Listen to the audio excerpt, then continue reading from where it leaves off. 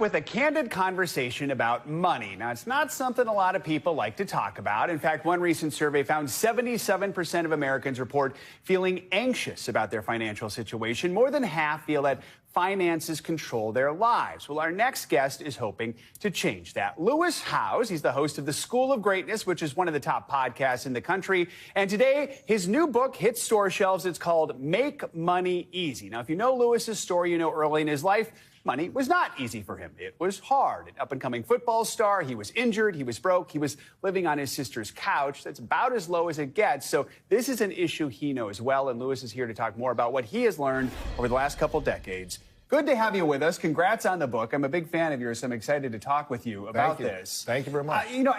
You've written books about how to develop a mindset. You've written books about masculinity. Why was it this time you decided to focus on money? Well, I think because I started out feeling very insecure with money. I didn't understand the concept of money. I didn't have any money, and I didn't want to feel that pain and suffering. And as I started to grow my podcast over the last 12 years, so many people came to me struggling with money questions, money problems.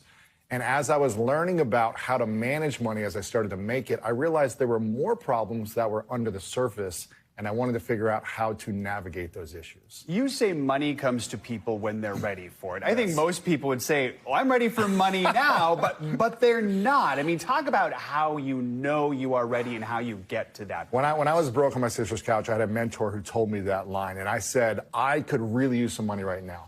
But looking back a few years later, as I started to make it, I realized I wasn't emotionally ready to receive money. I would have spent it, I would have blown it, I would have gone into debt. And so I would have sabotaged my life having money before I was ready for it. And really what we need to be learning about is how to be able to emotionally receive money and navigate it and feel safe. Now, it may seem a little weird on this show because maybe we don't talk about energy and things like that. But when I started to feel more emotionally safe and believing that I was worthy of receiving more and able to steward the money, that's when more money started to come to me without the money problems on top of it. So your mindset book was kind of like a prelude to this, Yes. I feel like, in a lot of ways. Your book lays out 3 critical steps to improve your relationship with money. It starts with knowing your money story. Talk about what that means. You know, there was a lot of different moments that I had growing up where I had these kind of deeper insecurities or wounds around money. I stole things as a kid, people stole things from me, and it created these kind of micro memories around trauma around money. Therefore, I didn't feel emotionally safe with money as I got older. And until I started to kind of navigate and process those things, then I was able to be more ready for more financial abundance. You say when you receive money, you should actually thank it. Thank the money. Thank the money. Is that what you mean? Literally say thank you, money, or talk about it? Because some people might be uncomfortable with that. Yeah, this is kind of weird, right? It's like, okay, money comes to you and you say thank it. I think we need to start looking at money like it's a relationship. So if money walked in the door and it was a person, how would it make you feel? Would you thank it? Would you be grateful? Would you be, hey, get away from me? How would you react to money if it walked in the door?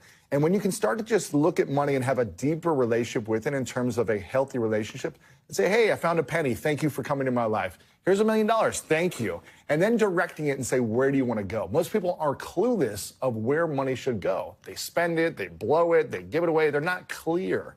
So thank your money, be grateful for it, and you'll have a better relationship with it. Do you still do that? I do it, yeah. I found a penny this morning and I said, thank you for coming to my life. You want to attract more money in your life, you have to create a healthier relationship with it. If you don't thank it, why would it want to come to you? Again, it may be a little weird talking about this, but it's a mindset shift. I want to ask you,